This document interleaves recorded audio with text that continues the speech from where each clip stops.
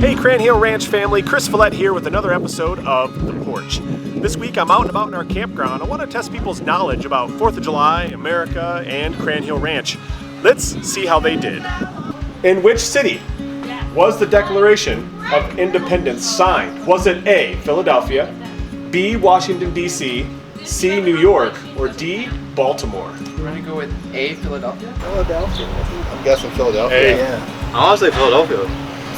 Philadelphia. Philadelphia. Philadelphia is right. Nice work. You guys are 1 for 1. Give yourself a round of applause. That's pretty good. All right, next one. So, number 2. How many total acres does Cran Hill operate on?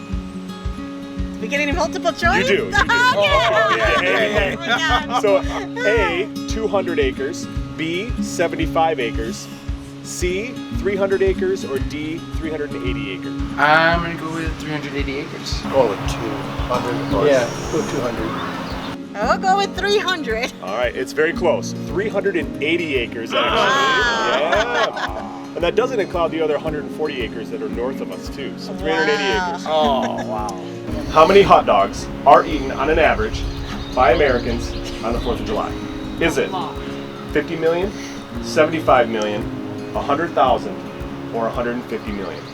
150 million? What was B? B was 75 million. Let me go with D. 150 million. We'll go with 150 million. You got it, 150 million. I know I account for at least 5 or 10 or 20. All right, last questions. You still have a chance. This is the hardest question of them all. Okay. If you've been in the barn store, you may know this answer. So, what is the name of the horse that was featured on the first Cran Hill Camp shirt? Is it A, Spirit, B, Bullseye, C, Mortimer, or D, Alpha? B, Bullseye.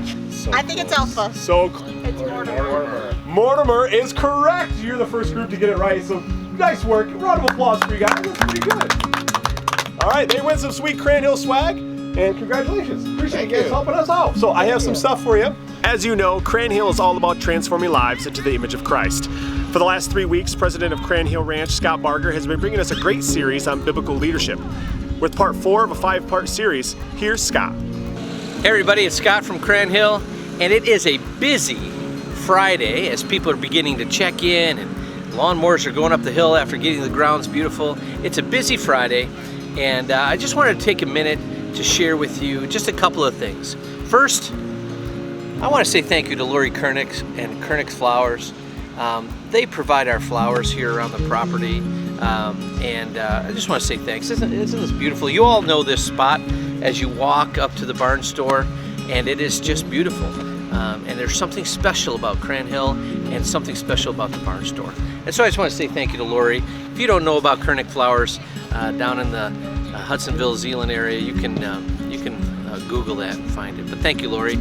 And the other thing I get to do is to share with you the 4th principle from 1 Timothy 4:12. I've shared a few weeks ago that 1 Timothy is 4:12 is my favorite verse. It says this. It says, "Don't let them look down on you because you're young, but set an example for the believers in life, love, faith, speech, and purity." I don't think that's the order in the scriptures, but that's how I remembered it. Life, love, faith, speech, and purity. We talked about the other ones, life, love, and faith. And today we're going to talk about speech. It's really interesting as I was going through this today that each one of these principles takes me to a scripture that I learned when I was a kid at camp.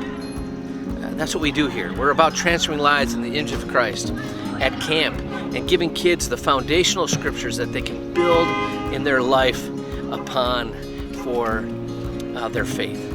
It's busy here.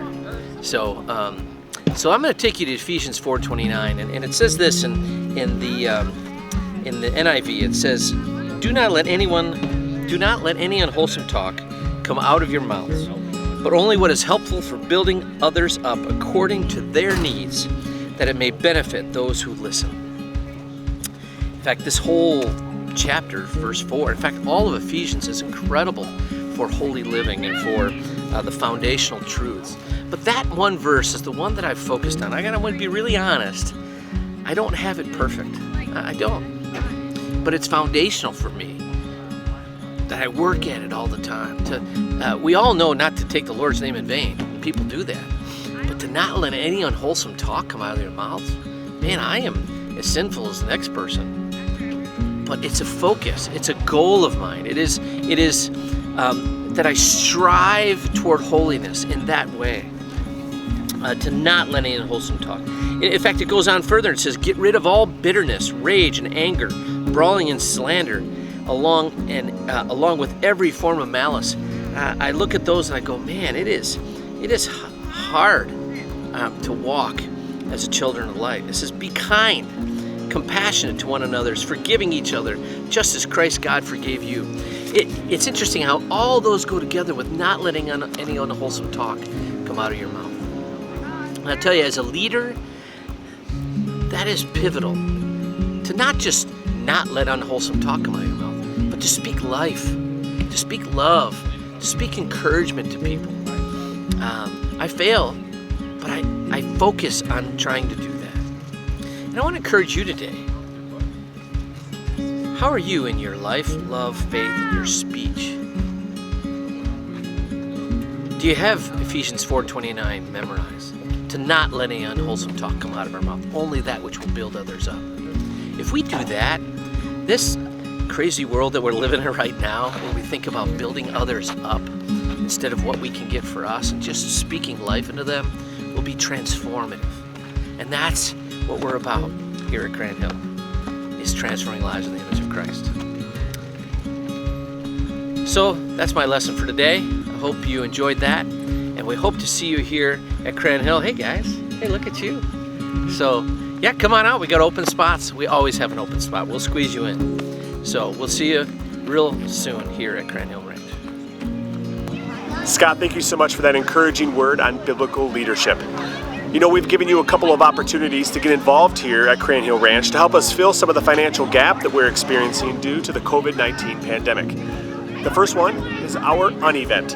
This is a great opportunity for you to mark on your calendars a night to spend with your family and celebrate everything that Grand Hill Ranch has been doing. You can get your tickets at grandhillranch.com/unevent.